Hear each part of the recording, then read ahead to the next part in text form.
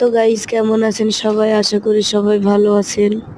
আলহামদুলিল্লাহ, আমিও ভালো আছি। বাট আমি একটু অসুস্থ, আমার সর্দি জ্বর হয়েছে। তো কিছু খেতে পারছিলাম না দেখে ভাবলাম কিছু ঝাল কিছু বানিয়ে ভাত খাবো। তো তার জন্য আমি মলবি কচু সিদ্ধ করে নিয়েছি, শাকটা।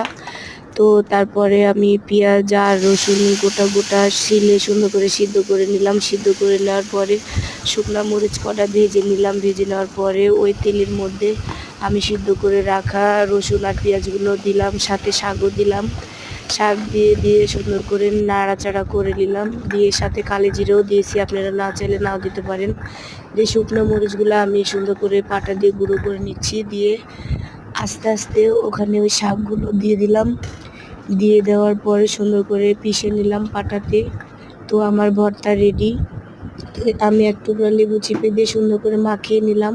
তো আমার ভর্তাটা রেডি, যে দেখেন।